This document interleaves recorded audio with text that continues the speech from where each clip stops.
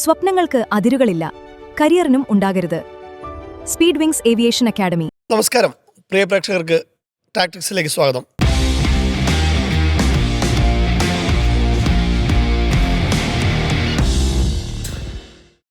ലോകവിശേഷങ്ങളിലേക്ക് തന്നെയാണ് നമ്മൾ കിടക്കുന്നത്. എനിക്കൊപ്പം MSK മുഹമ്മദ് ജസീം. അതിനു മുമ്പ് പ്രിയ പ്രേക്ഷകർക്കുള്ള ഒരു സുവർണാവസരമുണ്ട്. മൈജിയുമായി റിപ്പോർട്ടർ ടിവി നടത്തുന്ന പ്രവചന മത്സരത്തിൽ വിജയിക്ക് ലഭിക്കുന്നത് ടൊയോട്ടോ ഗ്ലാൻസ കാറാണ്. ആ അവസരം ഉറപ്പായിട്ടും നമ്മുടെ പ്രേക്ഷകർ, പ്രത്യേകിച്ച് സ്പോർട്സ് റിപ്പോർട്ടറിൻ്റെ പ്രേക്ഷകർ ഉറപ്പായിട്ടും അവസരം മുതലാക്കണം. കാറിന് പുറമെ വാഷിംഗ് മെഷീൻ അടക്കമുള്ള സമ്മാനങ്ങളുണ്ട്. നമ്മുടെ TV സ്ക്രീനിൽ കാണുന്ന QR കോഡ് സ്കാൻ ചെയ്തുകൊണ്ട് മത്സരത്തിലേക്ക് കടക്കാം. 3 ചോദ്യങ്ങളാണ് ഉണ്ടാവുക. ആ ചോദ്യത്തിന് കൃത്യമായിട്ട് മറുപടി നൽകി ഉറപ്പായിട്ടും ഗ്ലാൻസ കാറിന് വേണ്ടിയുള്ള മത്സരത്തിൽ നിങ്ങളെല്ലാവരും പങ്കാളിയാവണം. ഒപ്പം തന്നെ നമ്മുടെ വെർട്ടിക്കലുകൾ സ്പോർട്സ് റിപ്പോർട്ടറിൻ്റെ എല്ലാ പ്ലാറ്റ്ഫോമുകളും സബ്സ്ക്രൈബ് ചെയ്യാനും കൂടി ഈ അവസരത്തിൽ പ്രിയപ്പെട്ട പ്രേക്ഷകരോട് ആവശ്യപ്പെടുകയാണ്. എന്തായാലും നമുക്ക് ലോകകപ്പിലേക്ക് തന്നെ വരാം. MSK, ഈ ലോകകപ്പിലെ തന്നെ ഏറ്റവും മികച്ച മത്സരങ്ങളിലൊന്നാണ് ഇന്നലെ. മത്സരങ്ങളിലൊന്നും തന്നെ ഈ ലോകകപ്പിൽ ഇതുവരെ കഴിഞ്ഞതിലെ ഏറ്റവും മികച്ച മത്സരം എന്ന് പറഞ്ഞാൽ പോലും തെറ്റില്ല. Belgium versus Senegal. അത്രമാത്രം ഗംഭീരമായൊരു ത്രില്ലിംഗ് മത്സരം. അവസാനം ഒരു 5-6 മിനിറ്റിലെ ഒരു ആലസ്യത്തിനാണ് സെനഗൽ അവരുടെ പ്രീ ക്വാർട്ടർ ബെർത്ത് നഷ്ടമാക്കിയത്. തീർച്ചയായിട്ടും ഈ ലോകകപ്പിലെ തന്നെ ഏറ്റവും മികച്ച മത്സരമായിരുന്നു. ഒരു ഘട്ടത്തിൽ ബെൽജിയം തോക്കും എന്നൊരു ഘട്ടം തന്നെ ഉണ്ടായിരുന്നു. നമുക്കറിയാം 86-89 മിനിറ്റുകളിൽ ആ ഗോളുകളാണ് അവരെ വീണ്ടും മത്സരത്തിലേക്ക് എത്തിച്ചത്. Winners never quit, quitters never win എന്ന് പറയാറുണ്ട്. അതായത് ആ സമയത്ത് 2-0 പിന്നിട്ട് നിന്ന 85-ാം മിനിറ്റ് വരെയും ബെൽജിയം എന്താ പറയുക, അവരെപ്പോഴും തിരിച്ച് റൊമേല ലൂക്കാക്കുനെ പോലത്തെ ഒരു താരമുണ്ട്, തിരിച്ചുവരവ്, അത് ജയിക്കാന്നുള്ളൊരു ആത്മവിശ്വാസം അവർക്കുണ്ടായിരുന്നു. പക്ഷേ ഈ മത്സരത്തിലേക്ക് വരുമ്പോൾ റഫറി കൂടി അവർക്ക് അനുകൂലമായി നിന്നു എന്നുള്ളതാണ് ഏറ്റവും പ്രധാനം. അപ്പോൾ ഇപ്പം തന്നെ സെനഗൽ 2-0 മുന്നിൽ നിൽക്കുന്ന ഒരു സമയത്ത് തീർച്ചയായിട്ടും ബെൽജിയം അപകടം മണത്തിരുന്നു. ബെൽജിയം തോൽവി, കെവിൻ ഡ്യൂബ്രൂയിനൊക്കെ ഒരു നേരത്തെ സബ്സ്റ്റിറ്റ്യൂട്ട് ചെയ്ത് മാറ്റിയതൊക്കെ നമ്മൾ കണ്ടിട്ടുണ്ട്. അപ്പം ഇടയ്ക്ക് ബെൽജിയം താരങ്ങൾ തമ്മിൽ തന്നെ അങ്ങോട്ടും ഇങ്ങോട്ടൊക്കെയുള്ള പ്രശ്നങ്ങളൊക്കെ ഉണ്ടായിരുന്നു. പക്ഷേ അവസാന നിമിഷങ്ങളിലെ 2 ഗോളുകൾ തീർച്ചയായിട്ടും സെനഗലിൻ്റെ ഭാഗത്തു നിന്ന് വന്ന വീഴ്ചയാണ്. പിന്നെ എക്സ്ട്രാ ടൈമിലേക്ക് വരുന്ന സമയത്ത് ആ പെനാൽറ്റി അത് കൊടുക്കണോ വേണ്ടയോ എന്നുള്ളത് ഇപ്പോഴും വലിയ ചർച്ചയായിട്ട് നിൽക്കുകയാണ്. അതായത് സെനഗലിൻ്റെ കണ്ണീര് കണ്ടൊരു രാത്രിയായിരുന്നു. ആ പെനാൽറ്റി റഫറിക്ക് വേണമെങ്കിൽ കൊടുക്കാതിരിക്കുക. അതൊരു എന്താ പറയുക, ആ പെനാൽറ്റിയാണ് നമ്മൾ ഈ കളിക്കാരൻ ഇങ്ങനെ വരികയാണെങ്കിൽ, അതായത് ഒരു ടാക്കിൾ പോലും ചെയ്യാൻ ഡിഫൻഡേഴ്സ് മടിക്കുന്ന ഒരു കാലഘട്ടം വരാനുള്ള സാധ്യതയുണ്ട്. ആ പെനാൽറ്റി ഒരു റെക്ലെസ് പെനാൽറ്റി ആയിരുന്നില്ല. കെയർലെസ് ആയിട്ടുള്ള ഈ ടാക്കിൾ ചെയ്ത ഡിഫൻഡറുടേത് ഒരിക്കലും കെയർലെസ് ആയിരുന്നില്ല, റെക്ലെസ് ആയിരുന്നില്ല, എക്സസീവ്. അദ്ദേഹം കൂടുതലും കണ്ടിന്യൂസ് ആയിട്ട് ഫൗളും ചെയ്തിട്ടില്ല. അത് ആ പന്തിനെ അവിടെ നിന്ന് തട്ടി മാറ്റുക എന്നുള്ളതായിരുന്നു അദ്ദേഹത്തിൻ്റെ ദൗത്യം. അത് അദ്ദേഹം കൃത്യമായിട്ട് ചെയ്തു. ആ കാലിലേക്ക് വന്ന് മറ്റേ കളിക്കാരൻ വന്ന് വീഴുകയാണ് ചെയ്തത്. അപ്പോൾ അതിന് പെനാൽറ്റി കൊടുക്കേണ്ട ആവശ്യമുണ്ടോ എന്നുള്ളത് ഇപ്പോഴും ചോദ്യചിഹ്നമാണ്. ആ പെനാൽറ്റിയാണ് ശരിക്കും സെനഗലിനെ തകർത്തത്. ആ പെനാൽറ്റി ഇപ്പോൾ തന്നെ അങ്ങനെയുള്ള പെനാൽറ്റികൾ കൊടുക്കുന്ന സമയത്ത് റഫറിങ്ങിനെ വരെ ചോദ്യം ചെയ്തുകൊണ്ടുള്ള ഒരുപാട് ആശയവിനിമയങ്ങളും ഒരുപാട് ചർച്ചകളൊക്കെ ഇപ്പോൾ സോഷ്യൽ മീഡിയയിൽ നടക്കുന്നുണ്ട്. ആ പെനാൽറ്റിയാണ് ശരിക്കും സെനഗലിനെ തകർത്തത്. അത് പെനാൽറ്റി കൃത്യമായിരുന്നില്ല എന്ന് തന്നെയാണ് എൻ്റെ വിശ്വാസം. റിപ്പോർട്ടർ ടിവിയും മൈജിയും ചേർന്നൊരുക്കുന്ന ലോകകപ്പ് പ്രവചന മത്സരം നേടാം. ടൊയോട്ട ഗ്ലാൻസ കാർ അടക്കമുള്ള ബമ്പർ സമ്മാനങ്ങൾ. Visit reporterlive.com. ആ പെനൽറ്റിയെ കുറിച്ച് വലിയ രീതിയിൽ ചർച്ചകൾ നടക്കുന്നുണ്ട്. പക്ഷെ ഒരു ടാപ്പിൻ ചെയ്ത് കഴിഞ്ഞാൽ ഗോളാവുന്ന ബെൽജിയത്തിന് അത്രയും സ്കോർ ചെയ്യാൻ പറ്റിയ സാഹചര്യത്തിലായിരുന്നു ആ പെനൽറ്റി വന്നത് എന്നുള്ളതും ശ്രദ്ധിക്കേണ്ടത് കൂടിയാണ്. തീർച്ചയായിട്ടും നേരത്തെ മത്സരം എന്ന് പറയുന്നത്, പ്രത്യേകിച്ച് നേരത്തെ പറഞ്ഞ പോലെ ഈ പെനാൽറ്റി എന്ന് പറയുന്നത് പലപ്പോഴും വിവാദങ്ങളാണ്. പ്രത്യേകിച്ച് നോക്കൗട്ട് ഘട്ടത്തിലേക്ക് എത്തുമ്പോൾ പെനാൽറ്റിയിലെ ചെറിയ പിഴവുകൾ അല്ലെങ്കിൽ ഓഫ് സൈഡ്, ഇതൊക്കെ പലപ്പോഴും ഫുട്ബോളിനെ സംബന്ധിച്ചിടത്തോളം അത് നോക്കൗട്ട് ഘട്ടത്തിലാണ് കൂടുതൽ അത് അപകടകാരികളായി മാറുന്നത്. അത് പലപ്പോഴും നമ്മൾ ഇതിന് മുമ്പുള്ള ലോകകപ്പിലും കണ്ടതാണ്. അപ്പോൾ അതിലുള്ള കാര്യങ്ങൾ ഇപ്പോൾ നമുക്ക് ആധികാരികമായിട്ട് ഇപ്പോൾ ഫിഫയും ഇതൊക്കെ പറയുന്നത് കൊണ്ട് നമുക്കതേക്കുറിച്ച് പിന്നെ കൂടുതൽ പറഞ്ഞിട്ട് കാര്യമില്ല എന്നുള്ളതാണ്. ഇപ്പോൾ നമ്മൾ മെസ്സിയുടെ ഒരു ഫൗളിനെ കുറിച്ച് നമ്മൾ വലിയ ചർച്ചയുണ്ടായിരുന്നു. അപ്പോൾ മെസ്സി ഫൗൾ ചെയ്തത് കൃത്യമായി കണ്ട നല്ലൊരു ഫൗളാണ്. ഒരു മഞ്ഞക്കാടെങ്കിലും കിട്ടേണ്ടതാണ്. പക്ഷേ അതിന് അന്ന് കൊടുത്തില്ല. അൾജീരിയക്കെതിരായ മത്സരത്തിൽ അത് ഫൗൾ വിളിക്കുന്നത് പോലുമില്ല. അപ്പോൾ അത് പിന്നീട് വലിയ ചർച്ചയാകുന്നു. അൾജീരിയ പരാതി കൊടുക്കുന്നു. പക്ഷേ അത് റഫറിയുടെ ഒരു തീരുമാനം അന്തിമമാണ്. പിന്നീട് അത് പരാതിയുമായിട്ടൊക്കെ മുന്നോട്ട് പോകുമെന്നുള്ളതാണ് മനസ്സിലാക്കുന്നത്. അപ്പോൾ കഴിഞ്ഞ ദിവസം ജർമ്മനിയുടെ ആ ഒരു ഇതിനും ഗോളിനെ കുറിച്ചും അതുപോലെ തന്നെ വലിയ ചർച്ചകളുണ്ടായിരുന്നു. അപ്പോൾ നോക്കൗട്ട് ഘട്ടത്തിലേക്ക് എത്തുമ്പോൾ തീർച്ചയായിട്ടും അതൊരു വലിയ രീതിയിൽ ചർച്ചയാവും എന്നുള്ളതാണ്. ഏതായാലും അത് എനിക്ക് തോന്നുന്നത് ചിലപ്പോൾ ഒരു പരാതിയുമായിട്ടൊക്കെ മുന്നോട്ട് പോകാനൊക്കെ സാധ്യതയുണ്ട്. പക്ഷേ എങ്കിലും ഇന്നലത്തെ മത്സരം എന്ന് പറയുന്നത് സെനഗൽ വേഴ്സസ് ബെൽജിയം എന്ന് പറയുന്നത് ശരിക്കും ആരുടെ ഒപ്പം നിൽക്കുന്നുള്ളത്, അല്ലെങ്കിൽ ഫുട്ബോൾ പ്രേമികൾക്ക് എങ്ങനെ ഇത് ഏത് വിജയിക്കും എന്നൊക്കെ പറയുന്നതിൻ്റെ വലിയൊരു ആശങ്ക ഉണ്ടായിരുന്നു. കാരണം എങ്ങനെ രണ്ട് ടീമും ഒരേ ലെവലിലുള്ള ഒരു ടീമുകളാണ്, ഒന്നിനൊന്ന് മെച്ചമുള്ള രണ്ട് ടീമുകൾ. സാദിയോ മാനെ പോലെയുള്ള താരങ്ങളുള്ള ഒരു സെനഗൽ ഒരു ഭാഗത്ത് നിൽക്കുന്നു. ആഫ്രിക്കയിലെ വൺ ഓഫ് ദ മോസ്റ്റ് ടീമുകൾ, പ്രധാനപ്പെട്ട ഒരു ടീം കൂടിയാണ് അവരെന്ന് പറയുന്നത്. 2002 വലിയ അട്ടിമറി നടത്തിയ ടീമാണ്. ഫ്രാൻസിനെ മത്സരമൊക്കെ നമുക്ക് അറിയാവുന്നതാണ്. അന്ന് ക്വാർട്ടർ ഫൈനൽ വരെ എത്തിയ ടീം കൂടിയാണ്. അപ്പോൾ ആ രീതിയിലുള്ള ടീം ഒരുപക്ഷെ പിന്നീട് ഈ ഒരു ലോകകപ്പിലേക്ക് വരുമ്പോഴും അത്യാവശ്യം നല്ല രീതിയിൽ പ്രകടനം നടത്തുമെന്നുള്ള നമ്മൾ പ്രതീക്ഷിക്കുന്നു. അപ്പോൾ ആഫ്രിക്കൻ ടീമുകൾ പലപ്പോഴും ലോകകപ്പിൽ നടത്തുന്ന ഒരു പോരാട്ടമുണ്ട്. അപ്പോൾ ഈ ഒരു ലോകകപ്പിൽ നോക്കൗട്ടിലേക്ക് 10ൽ 9 ടീമുകളും കടക്കുന്ന ഒരു സാഹചര്യമുണ്ട്. അപ്പോൾ ആ രീതിയിൽ സെനഗൽ അവരുടെ ആഫ്രിക്കയുടെ പോരാട്ട വീര്യം തീർച്ചയായിട്ടും കാണിച്ച മത്സരമാണ്. തുടക്കത്തിലെ അവരുടെ ആ പോരാട്ട വീര്യം തന്നെയാണ് ശരിക്ക് ഗോളിലേക്ക് വഴി തുറന്നതും എന്നുള്ളത് കൂടി പറയേണ്ടതുണ്ട്. കാരണം ആ തുടക്കത്തിൽ തന്നെ ഗോൾ നേടുക എന്നുള്ളത് ബെൽജിയത്തിനെ പ്രതിരോധത്തിലാക്കുക എന്നുള്ളത് തന്നെയായിരുന്നു. അവരുടെ ഇന്നലത്തെ ഫോർമേഷൻ അങ്ങനെ തന്നെയായിരുന്നു കേട്ടോ. കാരണം മിഡിൽ നന്നായിട്ട് കളിയുണ്ടാക്കി, അതായത് ആസൂത്രിതമായ കളിയുണ്ടാക്കിക്കൊണ്ട് അവർ ഗോളടിക്കാനുള്ള ശ്രമമാണ് നടത്തിയത്. അത് തന്നെയാണ് ഇന്നലെ അവർക്ക് വിജയിക്കാൻ കഴിഞ്ഞതും. കാരണം ആസൂത്രിതമായ നീക്കങ്ങൾ പലപ്പോഴും ഇല്ലാതെ പോകുമ്പോഴാണ് ഗോളിലേക്ക് വഴിയൊരുങ്ങാതിരിക്കുക. അപ്പോൾ ഇന്നലെ അത് കൃത്യമായിട്ട് സെനഗൽ അത് പാലിക്കുന്നു. അത് കൃത്യമായിട്ട് അവർ മുന്നേറ്റത്തിലേക്ക് പന്ത് കൊടുക്കുന്നു. ആ മിഡ് നല്ല പവർഫുള്ളായിട്ട് നിൽക്കുന്നു. അതോടൊപ്പം തന്നെ പ്രതിരോധം അവസാനത്തിലെ, ഇപ്പോൾ നേരത്തെ ജയശേഖരൻ പറഞ്ഞ പോലെ അവസാനത്തിലെ ഒരു ആലസ്യം മാത്രമാണ് അവർക്ക് ഒന്ന് പിഴച്ചു പോയത് എന്നുള്ളതാണ്. കാരണം ഏറ്റവും സ്ട്രോങ് ആയി നിൽക്കേണ്ട സമയത്ത് അവരൊന്ന് പാളിപ്പോയി എന്നുള്ളത് കൊണ്ട് മാത്രമാണ് അവിടെ അവസാനം ഗോള് വരാനുള്ള ഒരു കാരണം. എന്തായാലും അവരുടെ ആ മിഡിനെയൊക്കെ നമ്മൾ കൃത്യമായിട്ട് അഡ്രസ്സ് ചെയ്യേണ്ട ഒരു സംഗതി കൂടിയാണ്. എന്തായാലും ആദ്യത്തെ 24 മിനിറ്റിലും 51 മിനിറ്റിലും, അതായത് 24 മിനിറ്റിലൊക്കെ ബെൽജിയത്തിനെതിരെ ഇത്ര ഒരു കടുത്ത പോരാട്ടത്തിൽ ഗോളടിക്കുക എന്നുള്ളത് വലിയ ഒരു വിജയം തന്നെയാണ് അവരെ സംബന്ധിച്ചിടത്തോളം. കാരണം ബെൽജിയത്തെ നമ്മൾ ഒരിക്കലും പിന്നെ ചെറിയ ടീമായി കാണാൻ പറ്റാത്തത്. കാരണം അവിടെ പരിചയസമ്പന്നരായ കളിക്കാരാണ് അവിടെ ശരിക്ക്. കാരണം ഇവരൊക്കെ പരിചയസമ്പന്നത കൊണ്ട് മറികടക്കാൻ പറ്റുന്ന ഒട്ടേറെ ഘടകങ്ങളുണ്ടല്ലോ. അപ്പോൾ പക്ഷേ അവിടെ പിന്നീട് അവിടെ റൊമേലോ ലുക്കാക്കു 46 മിനിറ്റ്, അതായത് രണ്ടാം പകുതിയിലാണ് അദ്ദേഹം തുടക്കത്തിൽ വരുന്നത്. അവിടെ മുതൽ പിന്നെ കളി മാറുകയാണ്. അതായത് ഫസ്റ്റ് ഒരു ഗോൾ വഴങ്ങി അവർ പതറി നിൽക്കുന്ന സമയത്തേക്ക് പിന്നീട് ലുക്കാക്കുവിനെ ഇറക്കിക്കൊണ്ടുള്ള ഒരു മത്സരത്തിലേക്ക് ഇവർ പോകുന്നു. അവിടെ മുതൽ പിന്നീട് കളി ഒന്ന് ചൂട് പിടിക്കുന്നുണ്ട് ഒന്നുകൂടി. അതായത് ബെൽജിയം ആഞ്ഞടിക്കാനുള്ള ശ്രമം നടത്തുന്നുണ്ട്. ആ ശ്രമം തന്നെയാണ് പിന്നീട് രണ്ടാം പകുതി അവസാനിക്കാൻ ഉള്ള ആ സമയത്ത് ഒരുപക്ഷെ സെനഗൽ വിജയിക്കുമെന്ന് ഉറപ്പിച്ച മത്സരം, ആ ഘട്ടത്തിൽ നിന്ന് പിന്നീട് അത് തീർച്ചയായിട്ടും അവരെ കൊണ്ടുപോകുന്നത്, സെനഗലിൽ നിന്ന് വിജയം റാഞ്ചി കൊണ്ടുപോകുന്നത് അവസാന മിനിറ്റുകളിൽ, അതായത് 86 മിനിറ്റിലാണ് ലുക്കാക്കു ആ ഒരു ഗോൾ അടിക്കുന്നത്. അത് അപ്പോഴും 2 ഗോൾ അവിടെ നേടിയിരുന്നു. 2-1 പിന്നെ അവിടെ സ്കോർ ആവുന്നത്. പിന്നീട് വരുന്നത് 89 മിനിറ്റിൽ, വെറും 3 മിനിറ്റിന് അപ്പുറം പിന്നീട് അടുത്ത ഗോൾ വരികയാണ്. അതിനുശേഷം പിന്നെ ആ 2 ഗോൾ വരുന്നത് ഒരു വലിയ ചെറിയൊരു ഗ്യാപ്പിൻ്റെ ഇടയിലാണ് അത്രയും വലിയൊരു മത്സരത്തിൽ ഗോൾ വരുന്നത് എന്നുള്ളതാണ്. അപ്പോൾ തീർച്ചയായിട്ടും ബെൽജിയത്തെയും കുറച്ച് കാണാൻ പറ്റില്ല. കാരണം ഇവർക്കും വലിയ പോരാട്ടം, സ്ട്രോങ്ങർ ടീം. അതെ, ശരിക്കും സെനഗൽ ബെൽജിയത്തെ തോൽപ്പിച്ചിരുന്നെങ്കിൽ അതൊരു അട്ടിമറി ആവുമായിരുന്നു തീർച്ചയായിട്ടും. അപ്പോൾ സെനഗലിൻ്റെ ഇങ്ങനെ ഒരു ചരിത്രം ഉണ്ടല്ലോ ശരിക്കും. അന്ന് നേരത്തെ പറഞ്ഞ പോലെ തന്നെ ഫ്രാൻസിനൊക്കെ അട്ടിമറിച്ച ചരിത്രം. പക്ഷേ അട്ടിമറി എന്നുള്ള അപ്പുറം അവരുടെ ടീം ഇപ്പോൾ സെറ്റാണ് കേട്ടോ. കാരണം അവരും നന്നായി കളിക്കുന്ന താരങ്ങളൊക്കെ തന്നെയാണ്. അതുകൊണ്ട് തന്നെയുള്ള അവർ തുടക്കത്തിൽ തന്നെ ഗോളടിച്ച് ഈ ടീമിനെ പ്രതിരോധിക്കുക എന്നുള്ളതും പ്രധാനപ്പെട്ട ഘടകമാണ്. അപ്പോൾ എന്തായാലും ഒരു ടീം സെനഗൽ പുറത്തായി എന്നുള്ളത് ഒരു സങ്കടകരമായ കാര്യമാണ് ഫുട്ബോൾ പ്രേമികളെ സംബന്ധിച്ചിടത്തോളം. അടുത്തൊരു മത്സരത്തിൽ ഇനിയിപ്പോൾ ബെൽജിയം കരുത്തോടെ മുന്നേറാൻ സാധ്യതയുണ്ട്. പക്ഷേ അവരുടെ ഈ താരങ്ങളുടെ ഒരു പ്രായാധിക്യം അവർക്ക് പലപ്പോഴും വില്ലനാണ് എന്നുള്ളതാണ് ഇന്നലെ കെവിൻ ഡിബ്രോയിൻ്റെ ഒക്കെ പ്രകടനമൊക്കെ നമുക്ക് മനസ്സിലാക്കി തരുന്നത്. പക്ഷേ എങ്കിലും റൊമേലോ ലുക്കാക്കുവിൻ്റെ ഒരു തിരിച്ചുവരവ്, അത് നമ്മൾ നേരത്തെ മുമ്പൊക്കെ പ്രാക്ടീസിൽ നമ്മൾ പറഞ്ഞാണ്. റൊമേലോ ലുക്കാക്കു ആ ഫ്രണ്ട്ലി മത്സരങ്ങളൊക്കെ അദ്ദേഹം തിരിച്ചുവരവ് വലിയ ആഘോഷമായി നടത്തിയിരുന്നു.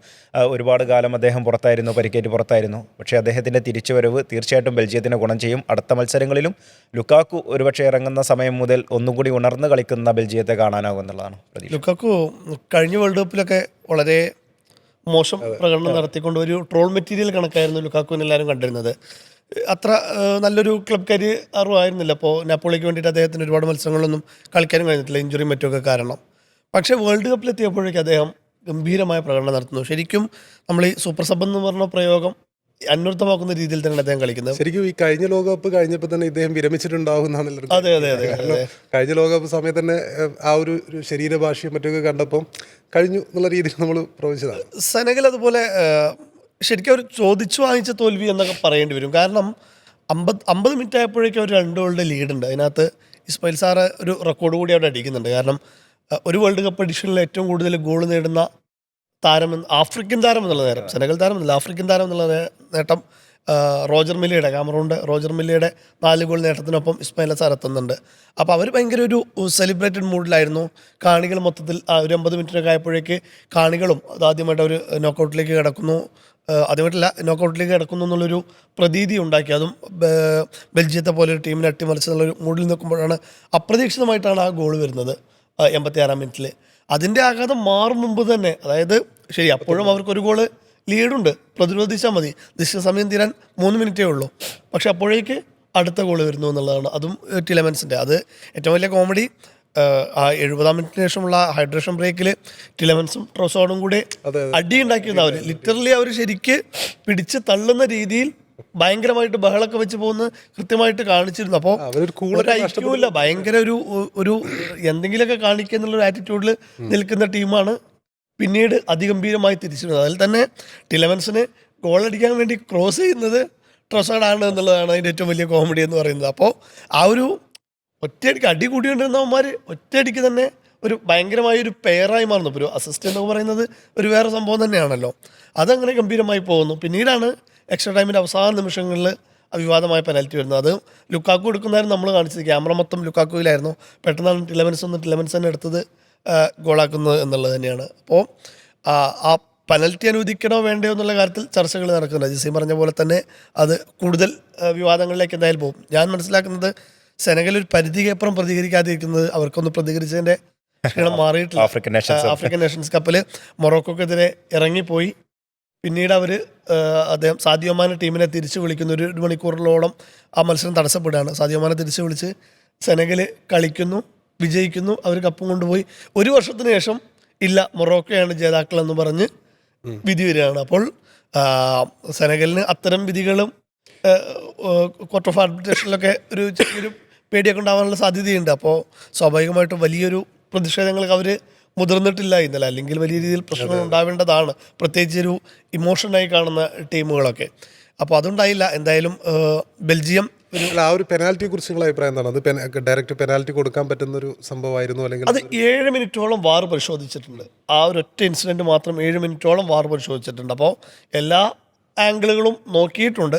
പക്ഷെ അത് ബെൽജിയത്തിന് പോസിറ്റീവ് ആകുന്നൊരു കാര്യം, ജസ്റ്റ് ഒരു ടാപ്പിൻ്റെ ആവശ്യമുള്ള അത് ഗോളാക്കാൻ, അതുകൊണ്ടായിരിക്കും അത് കൂടുതൽ ഗോളിലേക്കുള്ള സാധ്യതകൾ അതുകൊണ്ടായിരിക്കണം അത് പെനാൽറ്റി കൊടുത്തത്.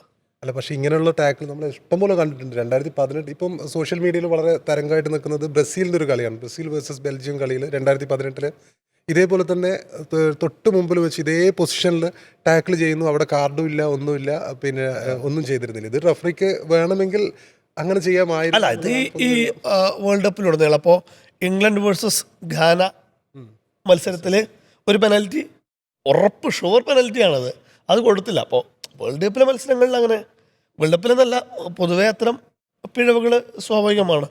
വാറ് വന്നിട്ടും ഇത്തരത്തിലുള്ള പിഴവുകൾ ആവർത്തിക്കും. റഫറിക്ക് കൃത്യമായിട്ട് എല്ലാ ആംഗിളുകളും ശ്രദ്ധിക്കപ്പെടണമെന്നില്ല. പക്ഷേ ഇത്രയും അഡ്വാൻസ്ഡായ വാർ ടെക്നോളജി വന്നിട്ടും ഈ വിധം ഇത്തരത്തിലുള്ള തീരുമാനങ്ങൾ ഉണ്ടാകുന്നതിൽ, അതിൽ കാണികൾക്ക് സംശയം തോന്നുന്ന തീരുമാനങ്ങൾ ഉണ്ടാകുന്നത് ശ്രദ്ധിക്കേണ്ടത് തന്നെ. അത് ഒരുപാട് സമയം എടുത്തിട്ടാണ് ശരിക്ക് ആ വാർ പരിശോധനയൊക്കെ. 7 മിനിറ്റോളം അത് ഇഞ്ചുറി ടൈമൊക്കെ അത്രയും നീണ്ടു പോകുന്നത്. അപ്പോൾ അത്രയും സമയം എടുത്തിട്ടാണ് വാർ പരിശോധിക്കുന്നത്, എന്നിട്ടും ഇങ്ങനെ വരുന്നത് എന്നുള്ളതാണ് ശരിക്ക് ഫിഫ കൂടുതൽ പരിശോധിക്കേണ്ടിയിരിക്കുന്നത് എന്നുള്ള. ഇടയ്ക്ക് സാദിയോ പറയേണ്ട കാര്യം പറഞ്ഞപ്പോഴാണ് അദ്ദേഹത്തിൻ്റെ അവസാന മത്സരമായിരുന്നത്. കാരണം അദ്ദേഹം ഈ ടൂർണമെൻറ്റ് തൊട്ട് മുമ്പ് തന്നെ പറഞ്ഞിരുന്നു ഇതിൻ്റെ അവസാനത്തെ മേജർ ടൂർണമെൻ്റ് ആണെന്ന് പറഞ്ഞിരുന്നു. സെനഗലിനെ സംബന്ധിച്ചിടത്തോളം, ആഫ്രിക്കൻ ഫുട്ബോളിനെ സംബന്ധിച്ചിടത്തോളം ഒരു ലെജൻഡറി കരിയറായിരുന്നു അദ്ദേഹത്തിൻ്റെ. ഇപ്പം നമ്മൾ പെട്ടെന്ന് ഓർക്കുന്നത് ഇതേപോലെ ഒരു ഫോണ് അദ്ദേഹത്തിൻ്റെ മുമ്പ് ഒരു പൊട്ടിയ ഫോൺ, സ്ക്രീൻ പൊട്ടിയ ഫോണ് കണ്ടപ്പോൾ പിന്നെ ആൾക്കാർ ചോദിച്ചു, നിങ്ങൾ ഇത്രയും വലിയ കോടീശ്വരനല്ലേ? ആ സമയത്ത് തന്നെ ലിവർപൂളുമായിട്ട് 235 കോടി രൂപയുടെ കരാർ ഉണ്ടായിരുന്നൊരു സമയമായിരുന്നു. അപ്പം അദ്ദേഹത്തിൻ്റെ ഈ ഫോണ് പൊട്ടിയത് കണ്ടപ്പോൾ സ്ക്രീൻ ഇത് മാറ്റാൻ പോലും നിങ്ങൾക്ക് എന്താ പറ്റാത്തതെന്ന് ചോദിച്ചപ്പോൾ പുള്ളി പറഞ്ഞൊരു പിന്നെ ഉത്തരം ആ സമയത്ത് ഒരു 5-6 കൊല്ലം മുമ്പ് വൈറലായിരുന്നു. എനിക്കെന്തിനാണ് 2 ജെറ്റ് വിമാനം, 10 ഫെറാരി, 20 വജ്രമോതിരങ്ങൾ? ഞാൻ ഇതൊക്കെ കൊണ്ട് നാട്ടുകാരെ കാണിക്കാൻ വേണ്ടിയിട്ടല്ല ഞാൻ നിൽക്കുന്നത്. ഞാൻ എൻ്റെ നാട്ടുകാർക്ക് വേണ്ടിയാണ് എല്ലാം ചെയ്യുന്നത്. ഞാൻ സ്കൂളുകൾ നടത്തുന്നുണ്ട്, ഹോസ്പിറ്റലുകൾ നടത്തുന്നുണ്ട്. എൻ്റെ നാട്ടുകാർ നന്നാവണം എന്ന രീതിയിൽ ഞാൻ ചെയ്യുന്ന ഒരുപാട് കാര്യങ്ങളുണ്ട്. അല്ലാതെ എനിക്ക് ഈ ജെറ്റ് വിമാനം കാണിച്ചിട്ടോ അല്ലെങ്കിൽ പിന്നെ വില കൂടിയ വാച്ചുകൾ കാണിച്ചിട്ടോ ഫെറാരി കാർ കൊണ്ട് നടന്നിട്ടോ ഒന്നുമല്ല എനിക്കൊന്നും കാണിക്കേണ്ടത് എന്ന് പറഞ്ഞിട്ടുള്ള ആ ഒരു പ്രസ്താവന നാട്ടിലെ ആദ്യത്തെ സൂപ്പർ സ്പെഷ്യാലിറ്റി ഹോസ്പിറ്റൽ തുടങ്ങുന്നത് അദ്ദേഹം തന്നെയാണ്. അപ്പോൾ ആ നാടിനെ സംബന്ധിച്ചിടത്തോളം സെനഗലിനെ സംബന്ധിച്ചിടത്തോളം സൗജന്യ വിദ്യാഭ്യാസം, ഒപ്പം തന്നെ ലാപ്ടോപ്പ് അടക്കമുള്ള കാര്യങ്ങളും അദ്ദേഹം നൽകുന്നുണ്ട്. അതായത് ഒരു ഫുട്ബോൾ കളിക്കാരനാണ്, ആ നാടിന്റെ ഒരു ഐക്കണായി മാറുന്നു. അദ്ദേഹത്തെ പോലുള്ള ഒരു താരത്തിന്റെ അവസാന മത്സരം കൂടിയാണ് നമ്മൾ കഴിഞ്ഞ ദിവസം കണ്ടത് എന്നുള്ളത് ഫുട്ബോൾ പ്രേമികളെ സംബന്ധിച്ചിടത്തോളം അന്താരാഷ്ട്ര ക്രിക്കറ്റിൽ അന്താരാഷ്ട്ര ഫുട്ബോളിൽ അന്താരാഷ്ട്ര ഫുട്ബോളിൽ അദ്ദേഹം വലിയൊരു മിസ് തന്നെയായിരിക്കും. അതുപോലെ ലൂക്കാക്കുവിന്റെ ആ ഗോളാണ് യഥാർത്ഥത്തിൽ വലിയൊരു ഇതായത്. ലൂക്കാക്കു നമ്മൾ ഇപ്പം 2018 വേൾഡ് കപ്പ്, ആ വേൾഡ് കപ്പിൽ ഇവർ 4ാം സ്ഥാനത്തെത്തിയിരുന്നു. ആ സമയത്തും ഗംഭീര ടീമായിരുന്നു. പിന്നെ അതൊരു സുവർണ ജനറേഷൻ. ആ സമയത്താണ് ബെൽജിയം ഇപ്പം ഹസാർഡ്, ലുക്കാക്കു, ഡിബ്രൂയിൻ അങ്ങനെയുള്ള താരങ്ങളൊക്കെ ഉള്ള സമയത്ത് ഒരു സുവർണ ടീം എന്ന് പറഞ്ഞിട്ട് 4ാം സ്ഥാനത്തേക്ക് എത്തുന്നത്. അതിനുശേഷം 2022 എത്തിയപ്പോൾ അവർ ഫസ്റ്റ് റൗണ്ടിൽ തന്നെ പുറത്തായി. ഇതേപോലെ തന്നെ അന്ന് ലൂക്കാക്കുവിന്റെ കണ്ണീരൊക്കെ ഉള്ള സമയത്ത് ഇദ്ദേഹത്തിന്റെ ഒരു വരവുണ്ട്. ഇദ്ദേഹം ഇപ്പൊ ഈ ലോകകപ്പ് തന്നെ ഇതിനു മുമ്പും ഒരു ഗോൾ, അത് സെൽഫ് ഗോൾ ആയിരുന്നു, അതിൽ ലൂക്കാക്കു അടിച്ചു എന്നാണ് നമ്മളൊക്കെ കരുതിയത്.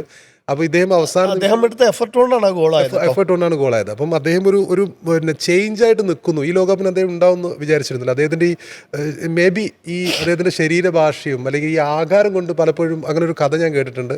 ഇദ്ദേഹം പണ്ട് അണ്ടർ 14 അല്ലെങ്കിൽ അണ്ടർ 12 പിന്നെ മത്സരങ്ങളിലൊക്കെ കളിക്കാൻ പോകുന്ന സമയത്ത് ഇയാളുടെ പിന്നെ ശരീര ആകാരം കണ്ടു കഴിഞ്ഞാൽ ആ വയസ്സിനേക്കാൾ കൂടുതൽ പ്രായം തോന്നിക്കും. അപ്പോൾ പുള്ളി എപ്പോഴും അമ്മയെ കൂടി കൂട്ടിക്കൊണ്ടുപോകും. അപ്പോൾ അമ്മയുടെ കയ്യിൽ ഒരു ജനന സർട്ടിഫിക്കറ്റ് ഉണ്ടാവും.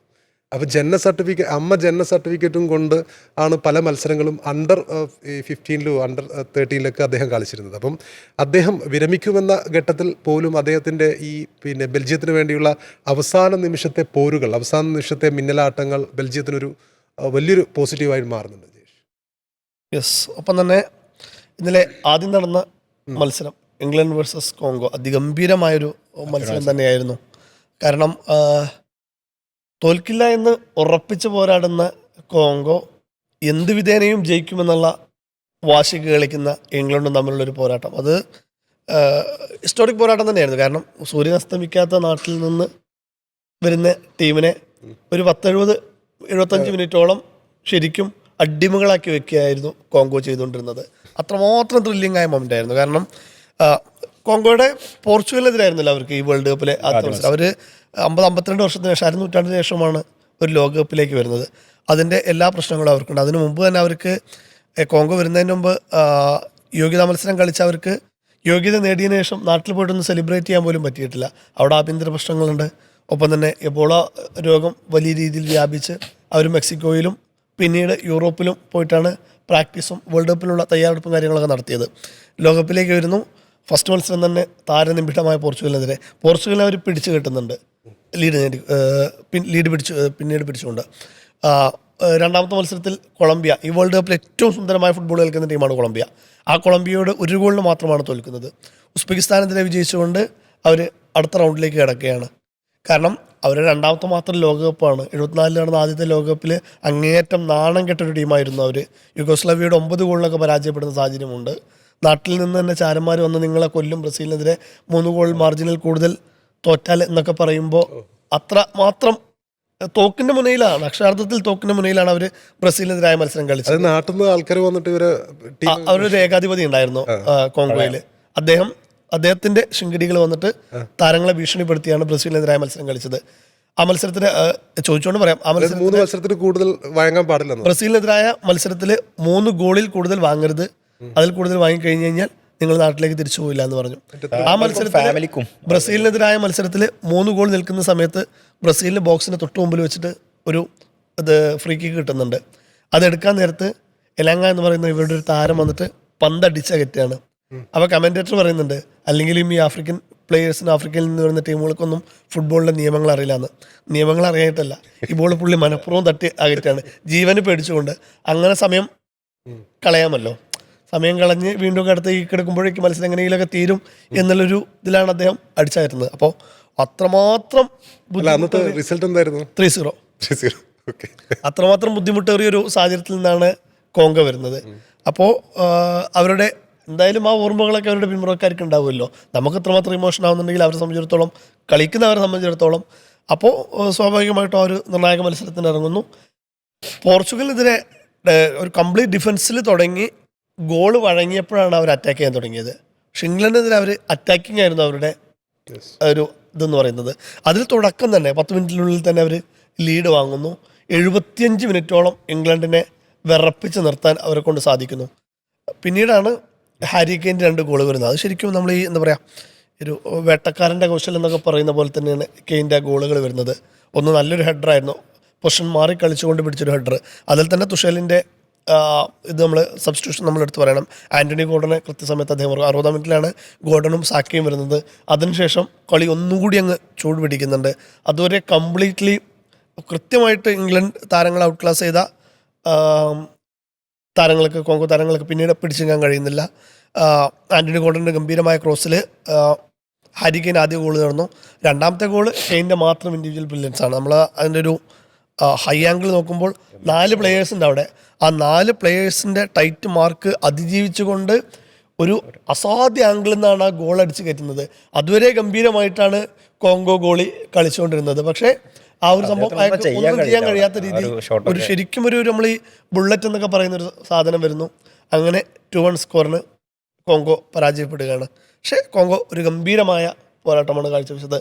ആഫ്രിക്കൻ ടീം, ആഫ്രിക്കൻ എന്നല്ല, വേൾഡ് കപ്പിൽ വരുന്ന ഏത് ടീമായാലും ഇംഗ്ലണ്ട് പോലൊരു വൻ ശക്തികൾക്കെതിരെ കളിച്ച ഗംഭീരമായ കളി. പക്ഷേ ഇംഗ്ലണ്ടിനെ സംബന്ധിച്ചിടത്തോളം ഈ കളിയും വെച്ച് ഒരുപാടൊന്നും ഇംഗ്ലണ്ട് മുന്നോട്ട് പോവില്ല. ഇതിൽ ശരിക്കും കോങ്കോ ഇൻഡിവിജ്വൽ പെർഫോമൻസ് ആണ് ശരിക്കും ഇംഗ്ലണ്ടിനെ വിജയിപ്പിച്ചെന്ന് തോന്നുന്നു. കാരണം ഒരു ഘട്ടത്തിൽ ഒരു 80-75 മിനിറ്റ് വരെ കോങ്കോയുടെ കയ്യിൽ തന്നെയായിരുന്നു കളി. കോങ്കോ നന്നായിട്ട് അറ്റാക്ക് ചെയ്യുന്നുണ്ട്. പക്ഷേ ഇടയ്ക്കുള്ള അറ്റാക്ക്, ഇപ്പം ഹാരി കെയിൻ്റെ 2 ഗോളുകൾ എന്ന് പറയുമ്പോൾ 118 മത്സരങ്ങളിൽ നിന്നും 84 ഗോളുകൾ അദ്ദേഹം ഈ മത്സരത്തിൽ ഈ ടോട്ടൽ ഇംഗ്ലണ്ടിന് വേണ്ടി നേടിയിട്ടുണ്ട്. ഇംഗ്ലണ്ടിൻ്റെ ഓൾ ടൈം ഗോൾ സ്കോറർമാരിൽ മുന്നിൽ നിൽക്കുന്ന താരമാണ്. ഹാരി കെയിൻ ഇന്നലെ കഴിഞ്ഞ മത്സരത്തിൽ ഒരു ഡൈവിൻ്റെ പേരിൽ ഒരുപാട് ട്രോൾ ചെയ്യപ്പെടുന്നുണ്ട്. അദ്ദേഹത്തിൻ്റെ പിന്നെ ഇത് പെനാൽറ്റിക്ക് വേണ്ടിയിട്ടുള്ള ഡൈവ് ആ സമയത്ത് ഒരുപാട് ട്രോൾ ചെയ്യപ്പെട്ടിരുന്നു. പക്ഷേ അവസാന നിമിഷങ്ങൾ അദ്ദേഹത്തിൻ്റെ തിരിച്ചുവരവ് എന്ന് പറയുമ്പോൾ അദ്ദേഹം ഒരു പിന്നെ കഴിഞ്ഞ ദിവസം വൈറലായ ഒരു ഫോട്ടോ എന്നുള്ളത് ആൾക്കാരുടെ നടുക്ക് നിന്ന് ഹാരി കെയിൻ ഈ ഹൈഡ്രേഷൻ ബ്രേക്കിൻ്റെയൊക്കെ സമയത്ത്, ഈ ബ്രേക്കിൻ്റെ സമയത്ത് ഇംഗ്ലണ്ട് ടീം അംഗങ്ങളെ പ്രചോദിപ്പിച്ചുകൊണ്ട് അദ്ദേഹം ഇങ്ങനെ പ്രസംഗിക്കുന്ന, അവരോട് പിന്നെ ആശയവിനിമയം നടത്തുന്ന ഒരു ഫോട്ടോ ഭയങ്കരമായിട്ട് വൈറലായിരുന്നു.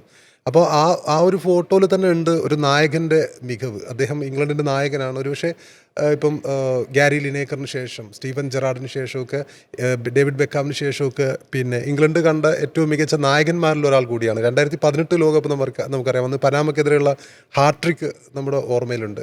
അപ്പം ഹാരി കെയിനിൽ ഇംഗ്ലണ്ട് അദ്ദേഹത്തിൻ്റെ ഗോളടി മികവിൽ ഇംഗ്ലണ്ട് കുറച്ചുകൂടി കൂടുതൽ റിലേ ചെയ്യുന്നു എന്നുള്ളത് പോലെയാണ് കാര്യങ്ങൾ. ഹാരി കെയിൻ ഇപ്പം ജയേഷ് പറഞ്ഞതുപോലെ ഇനിയുള്ള മത്സരങ്ങളിൽ ഈ കളി പോരാ ഇംഗ്ലണ്ടിന്. ഇംഗ്ലണ്ട് കുറച്ചുകൂടി ഹാരി കെയിനിൽ മാത്രം ഹാരി കെയിനിൽ മാത്രം പ്രതീക്ഷ അർപ്പിക്കാതെ, അല്ലെങ്കിൽ ഹാരി കെയിൻ അദ്ദേഹത്തിൽ മറ്റുള്ളവരും ആ ഒരു രീതിയിൽ തന്നെ മുന്നോട്ട് പോകേണ്ടത് അത്യാവശ്യമാണ്.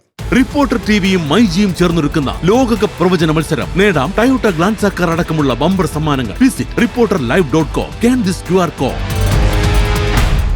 യോനോവിസിയ സംഘത്തിൻ്റെയും പോരാട്ടം എല്ലാ കാലത്തും ഫുട്ബോൾ ഓർത്തു വയ്ക്കും. എന്തായാലും പിന്നെ ഇന്നലെ ലയണൽ എംപാസി എന്നാണ് കോങ്കോയുടെ ഗോൾ കീപ്പറുടെ പേര്. അത് ശ്രദ്ധിച്ചു, ലയണൽ മെസ്സി പോലെ തന്നെ. അതെ, ലയണൽ എംപാസി. അപ്പോൾ അദ്ദേഹത്തിൻ്റെ ഒരു പ്രകടനം, കാരണം ഇന്നലെ ആ ഒരു അവസാന നിമിഷം വരെ 75 മിനിറ്റ് വരെ അദ്ദേഹത്തിൻ്റെ ഒരു പ്രകടനം തന്നെയാണ്. കാരണം ഹാരി കെയിൻ്റെ ഷോട്ടുകൾ തടുക്കുക എന്ന് പറയുന്നത് അസാധ്യമായ കാര്യമാണ്. ആ ഹെഡറാണെങ്കിലും 2 ബുള്ളറ്റ് കണക്കുള്ള അവസാന ആ ഷോട്ടാണെങ്കിലും അത് തടുക്കുക എന്നുള്ളതിൽ അദ്ദേഹത്തിന് പിഴച്ചു എന്ന് പറയാൻ പറ്റില്ല. കാരണം അതാണ് ആ ഷോട്ടിൻ്റെ ഒരു അവസ്ഥ അങ്ങനെയായിരുന്നു. എന്നാലും ആ മത്സരത്തിലേക്ക് വരുമ്പോഴേ ഇപ്പോൾ പലരും ചോദിക്കുന്ന ഒരു കാര്യം എന്തായിരുന്നു, ബുക്കായോ സാക്കയോ എന്തായിരുന്നു നേരത്തെ ഇറക്കിക്കൂടായിരുന്നു? കാരണം അങ്ങനെ ഒരു ആയുധം, ഒരു വജ്രായുധം അവിടെ വെച്ചിട്ട് ഈ ടുഷേൽ എന്താണ് ചെയ്യുന്നത് എന്നുള്ളതാണ് ചോദിച്ചത്. പക്ഷെ അദ്ദേഹത്തിന് പരിക്കായിരുന്നു, കൺസേൺ ഉണ്ടായതുകൊണ്ട് മാത്രമാണ് അദ്ദേഹം. പക്ഷെ അദ്ദേഹം വന്നതിന് ശേഷം മത്സരം വേറെ രീതിയിലേക്കാണ് മാറിക്കുക. ആന്റണി ഗോർഡൻ നമ്മൾ എടുത്തു പറയണം. കാരണം 60 മിനിറ്റിന് ശേഷം വരുന്നു, ഇത്രയും ഗംഭീരമായി കളിച്ചുകൊണ്ടിരിക്കുന്ന കോങ്കോക്കെതിരെ അദ്ദേഹമാണ് 2 ഗോളിനും അസിസ്റ്റ് കൊടുക്കുന്നത് എന്നുള്ളതാണ്. അപ്പോൾ ആ രീതിയിൽ ആ 2 ഗോളിന് അസിസ്റ്റ് കൊടുക്കുന്ന ഗംഭീര. കാരണം ഹാരി കെയിനെ സംബന്ധിച്ചിടത്തോളം അദ്ദേഹത്തിൻ്റെ പരിചയ സമ്പത്തുണ്ട്. അതോടൊപ്പം തന്നെ അദ്ദേഹത്തിൻ്റെ കളി മികവുണ്ട്, നായകനാണ്. നല്ല ക്യാപ്റ്റനാണ്. ക്യാപ്റ്റൻസി നോക്കുമ്പോൾ അദ്ദേഹം ബ്രില്യൻ്റ് ആയിട്ടുള്ള പടനായകൻ മുന്നിൽ നിന്ന് നയിച്ചു എന്നുള്ളത് തന്നെയാണ് ആ മത്സരത്തിൻ്റെ ഒരു പ്രധാനപ്പെട്ട കാര്യം. ഇപ്പോൾ ഹാരി കെയ്നെ പോലെയുള്ള താരങ്ങളൊക്കെ അവിടെ ഉണ്ടാകുമ്പോൾ, ജൂഡ് ബെല്ലിംഗാമും റാഷ്ഫോർഡൊക്കെ ഉണ്ടാകുമ്പോൾ ഇംഗ്ലണ്ടിനെ തോൽപ്പിക്കുക എന്നുള്ളത് ഒരു അസാധ്യമായ കാര്യമാണ്. പ്രത്യേകിച്ച് അവർ ആ ഇംഗ്ലീഷ് ഫുട്ബോളൊക്കെ കളിക്കുന്ന ടീമാണ്. പ്രത്യേകിച്ച് പ്രീമിയർ ലീഗിലൊക്കെ നമ്മൾ ഇന്നലെ കമൻട്രി ഒക്കെ കേൾക്കുമ്പോഴും ഈ പേരുകളൊക്കെ ഇങ്ങനെ പറയുമ്പോൾ, തുടർച്ചയായ ഹാരി കെയ്ൻ, റാഷ്ഫോർഡ്, ബെല്ലിംഗാം എന്നൊക്കെ പറയുമ്പോൾ നമ്മൾ തീർച്ചയായും പ്രീമിയർ ലീഗോ അല്ലെങ്കിൽ ഒരു ഇംഗ്ലീഷ് ലീഗ് ഫുട്ബോളുകളൊക്കെ കാണുന്ന പോലെ നമുക്ക് ആ ഒരു പക്ഷേ മോശം കളിയായിരുന്നു. പക്ഷേ വേറൊരു അതാണ്, ഈ കോങ്കോയോട് അവരെ അത്രത്തോളം വിറച്ചു എന്നുള്ളത് പ്രധാനപ്പെട്ട കാര്യമാണ്. കാരണം കോങ്കോയെ സംബന്ധിച്ചിടത്തോളം ആദ്യ മത്സരത്തെ തന്നെ അവർ ആ കാര്യം അറിയിച്ചാണ്. 52 വർഷത്തിന് ശേഷം വരുന്ന ടീം, ലോകകപ്പിലേക്ക് വരുന്നൊരു ടീം പോർച്ചുഗലിനെ വിറപ്പിച്ച ടീമാണ്. ശരിക്കും ക്രിസ്ത്യാനോ റൊണാൾഡോയെ പോലെയുള്ള താരങ്ങളെയൊക്കെ ഒന്ന് സമ്മർദ്ദത്തിലാക്കിയ ഒരു കളി കൂടിയായിരുന്നു അത്. അതിൽ സാമുവൽ മുത്തുസ്വാമി എന്നുള്ള ഇന്ത്യൻ താരത്തിൻ്റെ, ഒരു ഇന്ത്യൻ വംശജനായ താരത്തിൻ്റെ ഒക്കെ പ്രകടനം എടുത്തു പറയുന്നത്. നമ്മൾ പലപ്പോഴും പറയും ഇന്ത്യക്കാർക്ക്, ഇന്ത്യൻ ജനസുള്ള ആളുകൾക്ക് ഫിറ്റ്നസ് ഇല്ലാതെ. പക്ഷെ ഇന്നലൊക്കെ അദ്ദേഹത്തിൻ്റെ കളി അസാധ്യമായ ഫിറ്റ്നസ്സോട് കൂടി കളിക്കുന്ന ഒരു കളിയുണ്ട്. അപ്പോൾ അതെ, അല്ല തീർച്ചയായും മാത്രമല്ല അദ്ദേഹത്തിന്റെ അമ്മ യൂറോപ്പിലായിരുന്നു. അതെ, പക്ഷേ നമ്മളിപ്പോൾ തഹസീൻ്റെ കാര്യമൊക്കെ പറയുമ്പോഴും അദ്ദേഹം ഇപ്പോൾ ഖത്തറിൽ തഹസീൻ കളിക്കുന്നത്, അദ്ദേഹത്തിൻ്റെ ഫിറ്റ്നസ്സൊക്കെ പലപ്പോഴും നല്ല ഫിറ്റ്നസ്സാണ്. നമ്മളൊക്കെ രൂപപ്പെടുത്തിയെടുക്കുന്ന, കളിച്ച് തെളിഞ്ഞെടുക്കുന്ന ഒരു ഫിറ്റ്നസ്സും കാര്യങ്ങളൊക്കെയാണല്ലോ. അപ്പോൾ തീർച്ചയായിട്ടും അങ്ങനത്തെ ഒരു ഇന്ത്യൻ വംശജരൊക്കെ ടീമിലുണ്ടാകുമ്പോഴും മുത്തുസ്വാമിന്റെയും കാര്യത്തിൽ ഇന്ത്യൻ ഫിറ്റ്നസ് നമ്മൾ പറയാൻ പറ്റില്ല. കഴിഞ്ഞ ദിവസം CK വിനീതിന്റെ ഒരു വീഡിയോ വൈറലായിരുന്നു. അതായത് ഫുട്ബോളിന്റെ അദ്ദേഹം കളി തുടങ്ങുന്നതും ഫുട്ബോളിലേക്ക് 18 വയസ്സിന് ശേഷമാണ്. മറ്റു 18 വയസ്സിലും 17 വയസ്സിലും ലയണൽ മെസ്സി ലോകകപ്പ് കളിക്കുകയാണ്, മറ്റുള്ളവരൊക്കെ യമാലിനെ പോലുള്ള ആൾക്കാർ കളിക്കുകയാണ്. ഇവിടെ ഫുട്ബോളിലേക്ക് വേണ്ടിയിട്ട് ഒരാളുടെ ശരീരം പോലും പരുവപ്പെടുത്തുന്നതും അയാളെ മാനസികമായി ഒരുക്കുന്നതും 17 വയസ്സിന് ശേഷമാണെന്ന് പറഞ്ഞിട്ട് CK വിനീതിന്റെ ഒരു വൈറൽ വീഡിയോ ഉണ്ട്. മൊത്തത്തിൽ കോമഡി. കാരണം ഇപ്പോൾ ഒരു കാര്യം കൂടി പറയാം, ഏഷ്യൻ ഗെയിംസിനുള്ള ടീമിന് ഇന്ത്യക്ക് ക്ഷണമുണ്ടായിരുന്നു. ഇന്ത്യ ഇപ്പോൾ ടീമിനെ അയക്കുന്നില്ല എന്ന് പറയുന്നു ഓൾ ഇന്ത്യ ഫുട്ബോൾ ഫെഡറേഷൻ. ഇത്രയും നല്ലൊരു അവസരമായിരുന്നു കിട്ടിയത്. എന്നിട്ട് അവർ പകരം ഫിലിപ്പൈൻസിനെ വിടുന്നു. ഫിലിപ്പൈൻസ് ആദ്യമായിട്ടാണ് ഇതിലേക്ക് പോകുന്നത്. അവർ വലിയ സന്തോഷത്തോടെ അത് സ്വീകരിക്കുകയും ചെയ്തു. നല്ല അവസരമാണല്ലോ. ഒരവസരം കിട്ടിയിട്ട് നമ്മൾ വേൾഡ് കപ്പ് കളിക്കുന്നില്ല എന്ന് പറയും. ആദ്യം ഏഷ്യയിൽ നിന്നല്ലേ കളിക്കേണ്ടത്. ഏഷ്യൻ ഗെയിംസ് മെഡൽ സാധ്യത ഇല്ല എന്ന് പറഞ്ഞിട്ടാണ് ഏഷ്യൻ ഗെയിംസിന് ഇത്രയും നല്ല ടീമുകൾക്കൊപ്പം കളിക്കാൻ പറ്റുന്ന ഒരു അവസരം ഉണ്ടായിട്ട് അത് മുതലാക്കാതെ, അല്ല അങ്ങനെ ഒരു ആണെങ്കിൽ ഈ കണ്ടിട്ട് കളിക്കുന്നുണ്ടായിരുന്നു. ശരിക്കും കേപ്പറത്തേക്ക് പിന്മാറായിരുന്നല്ലോ. ഒരു അവസരം കിട്ടിയിട്ടുണ്ടെങ്കിൽ ഇന്ത്യ ഇതേപോലെ പറയുമോ മെഡൽ സാധ്യതയില്ല? അവിടെ ബ്രസീലും അർജന്റീനയും ജർമ്മനിയും മറ്റേ സ്പെയിനൊക്കെ ഉണ്ട്, ഞങ്ങൾക്ക് മെഡൽ സാധ്യതയില്ല, ഞങ്ങൾ കളിക്കുന്നില്ല എന്ന് പറഞ്ഞ് തിരിച്ചു വരും. മൊത്തത്തിലൊരു കോമഡി പീസാണ്. ഇപ്പോൾ ഈ ഫിറ്റ്നസ് ഒക്കെ നമ്മൾ ഉണ്ടാക്കിയെടുക്കേണ്ട സാധനം തന്നെയാണ്. അതുപോലെ തന്നെ കളി നന്നായി പരിശീലിച്ച് അത് രൂപപ്പെടുത്തിയെടുക്കേണ്ടതാണ്. അല്ലാതെ ഒരു ദിവസം കയറി വന്ന് ചെയ്യാവുന്ന കാര്യമല്ലല്ലോ. അത് ശരിക്കും കോങ്കോ ഇന്നലെ, പിന്നെ അതുപോലെ തന്നെ യോനെ വിസയുടെ ഒക്കെ പ്രകടനം എന്ന് പറയുന്നത്, അദ്ദേഹത്തിൻ്റെ ഒക്കെ പ്രകടനം അസാധ്യമായ പ്രകടനം എന്നേ പറയാൻ പറ്റുള്ളൂ. കാരണം ഇന്നലെ ഇംഗ്ലണ്ടിനെ വിറപ്പിച്ചത് ശരിക്കും അവിടുത്തെ മധ്യനിരയും അതുപോലെ തന്നെ ഫോർവേഡുകളും ഒക്കെ. സ്വാമിയുടെ വർക്ക് റേറ്റ് അതിഭീകരമാണ്. അദ്ദേഹം നിരന്തരം ഡിഫൻസിനെ സഹായിച്ചുകൊണ്ട് ഡീപ്പിലേക്ക് ഇറങ്ങി വന്ന് കളിക്കുന്നു. ഒപ്പം തന്നെ ഫ്രണ്ടിലേക്ക് കൃത്യമായിട്ട് വിസയ്ക്കും മറ്റൊക്കെ പന്തെത്തിക്കുന്നു. കൃത്യമായിട്ട് ഗംഭീരമായ വർക്ക് റേറ്റിലാണ് അദ്ദേഹം കളിച്ചുകൊണ്ടിരിക്കുന്നത്. പോർച്ചുഗലിൽ തന്നെ മത്സരത്തിലും നമ്മൾ കണ്ടതായിരുന്നു. അപ്പം തന്നെ യോനവിസയുടെ കാര്യം, യോനവിസയൊക്കെ ഗംഭീരമായ കഥ പറയാനുള്ള താരമാണ്. അദ്ദേഹം ന്യൂകാസലിൻ്റെ പ്ലെയറാണ്. അദ്ദേഹം ഫ്രാൻസിൽ നിന്ന് ലോറിയനിൽ നിന്ന് ബ്രെൻഫോർഡിലേക്ക് EPLലേക്ക് മാറുന്നതിൻ്റെ തൊട്ട് മുന്നോടിയായിട്ട് ആരാധിക എന്ന് പറഞ്ഞൊരു സ്ത്രീ വന്ന് അദ്ദേഹത്തിന് നേരെ ആസിഡാക്രമണം നടത്തുന്നുണ്ട്. അതിൽ അദ്ദേഹത്തിൻ്റെ കാഴ്ചശക്തി ഒരു 90% നഷ്ടമാകുന്നുണ്ട്. 6 മാസം കണ്ണിന് മാത്രം ചികിത്സ നടത്തിയാണ് അദ്ദേഹത്തിന് കാഴ്ചശക്തി തിരിച്ചു കിട്ടുന്നത്. മുഖത്ത് ഗുരുതരമായി പരിക്കേറ്റിരുന്നു. അതെല്ലാം അതിജീവിച്ചുകൊണ്ടാണ് അദ്ദേഹം കളത്തിലേക്ക് വരുന്നത്, ലോകകപ്പിലേക്ക് വരുന്നു. കോങ്കോയെ അതറിയില്ല. പക്ഷെ അവർക്ക് 18 വർഷം കണ്ട് തടവ് ശിക്ഷ വിധിച്ചിട്ടുണ്ട് ഫ്രഞ്ച് കോടതി.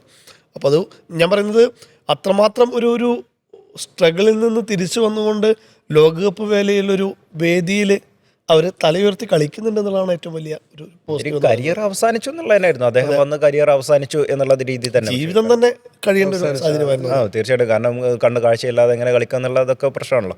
അപ്പോൾ ആ രീതിയിലൊക്കെ വരുന്ന ഒരു പോരാട്ട വീര്യമുള്ള ടീം തന്നെയാണ് കോങ്കോ എന്നുള്ളത്. പക്ഷേ മറുഭാഗത്ത് ഇംഗ്ലണ്ടാണ് എന്നുള്ളത് നമ്മൾ മറന്നുകൂടാ. കാരണം ഹാരി കെയ്നെ പോലെയുള്ള താരങ്ങളൊക്കെ ഉണ്ടാകുമ്പോൾ അദ്ദേഹം നല്ല ഡബിൾ അടിക്കുമ്പോൾ അദ്ദേഹം നല്ല 5 ഗോള്, അല്ലെ ഈ ഒരു സീസണിൽ 5ാമത്തെ ഗോളാണ്.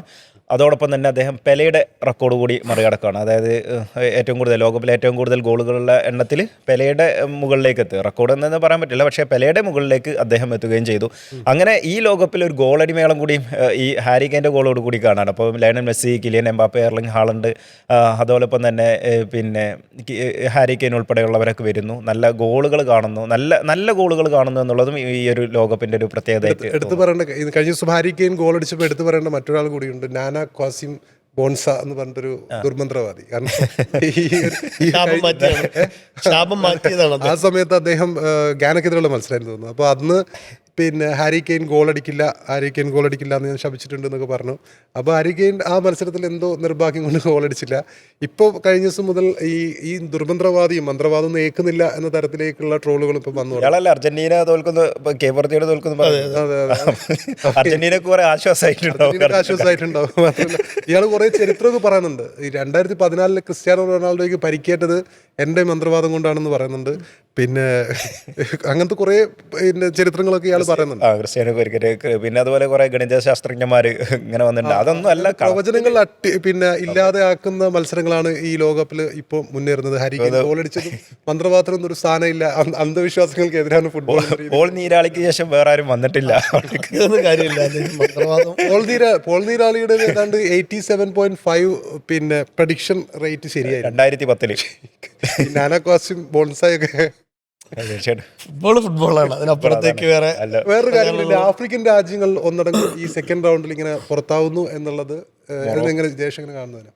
ഒന്ന് മൊറോക്കോ മാത്രമാണ് കുറെ കൂടി ശക്തരായ എതിരാളികളെ കിട്ടുന്നു. നമ്മളിപ്പോൾ ഒരു ക്വാർട്ടറിനപ്പുറത്തേക്ക് പോകുമെന്ന് ഏറെക്കുറെ പ്രതീക്ഷിച്ച ടീം, അല്ലെങ്കിൽ ക്വാർട്ടർ വരെയെങ്കിലും ഉറപ്പായിട്ടും എത്തുന്ന കരുതിയൊരു ടീം അതിനകത്ത് മൊറോക്കോ അല്ലേ ഉള്ളൂ.